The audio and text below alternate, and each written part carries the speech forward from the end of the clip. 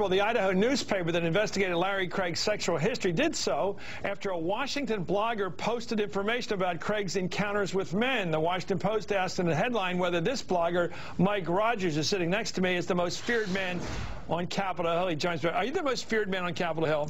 Only to the people who are well, the people that you mentioned, the closeted people you put on your blog site obviously are aware of your existence. The hypocrites are really afraid. What's a hypocrite here? I mean, aren't there fellas out there who are straight, who have had, what do you call them, relationships outside their marriage? Maybe there's a one-night stand 20, 30 years ago. Maybe somebody fell for and they got over.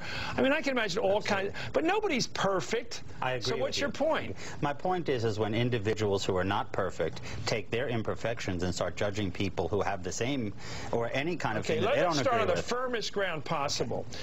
Whether gay people who are patriotic and want to join the volunteer military service and want to serve their country without disguising their orientation. Right. I think that's the hardest one to justify if you are gay yourself. Well, in other words, you're saying people like me who love their country and are gay shouldn't be allowed to be both. And that's a hard argument. And 2 weeks after he was entered his guilty plea, Larry Craig actually wrote to a constituency that putting gays, openly gays and lesbians in the military would be a risk to troops, would risk the lives of troops. And the BS behind that is that anybody who served in the military knows there's the usual number of gay people in the military as there are anywhere else, and maybe more. Maybe more. Everybody knows this. Everybody knows this, and they're taught by their leaders to not like gay people. This isn't about... Is that true? Absolutely. Look at the surveys of the 73% of Iraqi war veterans of the Iraq War who come back say they have no problem with folks who are gay or lesbian. And they can tell who is. I mean, people are out. They're out. Well, they spend 24/7 with these people. Sure, and many of them are out of the closet. They're going home on their leave to their boyfriends, their colleagues. So even though they say don't ask, don't tell, it's not a fact. Let me ask you about politicians. Sure. If a member of Congress represents a conservative state like Idaho, right, which is...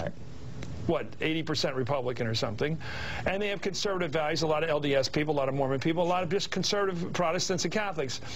Why shouldn't they vote with their state, even if they happen to be born gay? I have no problem. Why shouldn't they vote right-wing on cultural issues if that's the view of their constituents? They should just be honest. They should say, this is what I am. I'm voting against my own community.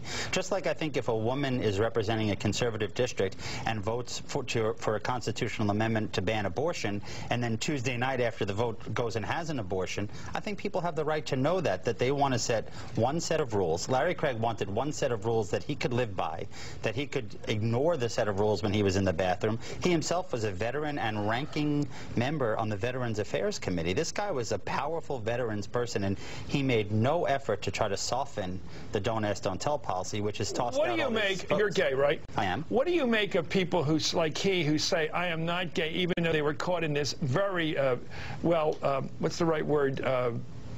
Compromising okay, well, if you will, to laugh about it, but clearly we're caught in a situation that clearly establishes to most people's minds that they were gay and interested in gay behavior activities.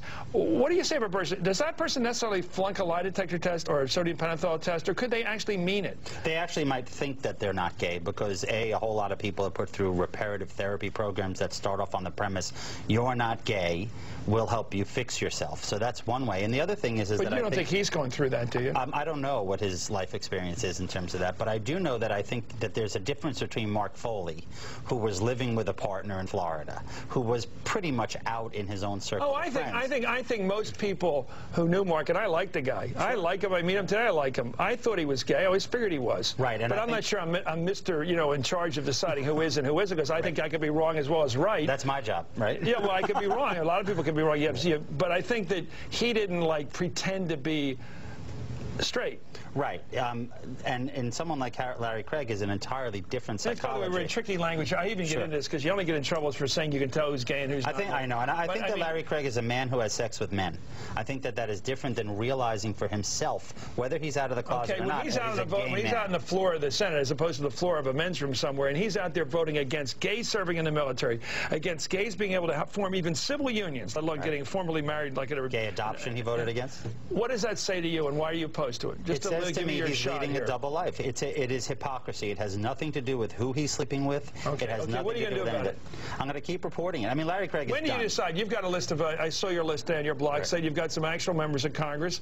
I think there's one or so members in there I already know are gay. Sure. Are you going to, what's your standard for how you're going to release these names to try to get them in the newspapers? Just like every journalist, I take my story when the story is complete, I put it up on the site, and I work to help some names push it are in the already media. up there, but they haven't bounced into the mainstream media yet. Right, well, there's a little more attention paid to this work now, and we're going to certainly revisit Okay, some what do you think of about those old David cases. Vitter, who's been caught with a prostitute? David Vitter is a hypocrite. It's not my bailiwick, but I'm hoping that folks in the... How so is he a hypocrite? He was espousing a family values agenda. He was out there telling people, basically, gay people are bad, they shouldn't have equal rights.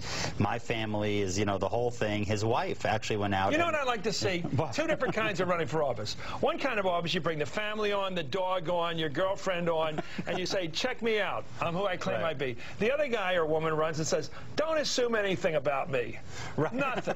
Right. Just assume the worst if you want to. Vote for me and leave me the hell alone. Right. I would like that, wouldn't you? I would love it if people would leave people alone on both sides, either the elected politicians Don't make or any the folks. claims about being whatever. Anyway, Mike, it's nice to have you on. I'm not sure I agree with your Chris. tactics, but if I didn't have you on... You don't want to report hypocrisy? Well, why am I arguing with you? I have you on, and I'd be a hypocrite, Right. and I don't want to be that. Anyway, thank you, Mike Rogers, Thank you, the Chris. man, the most feared man in Washington.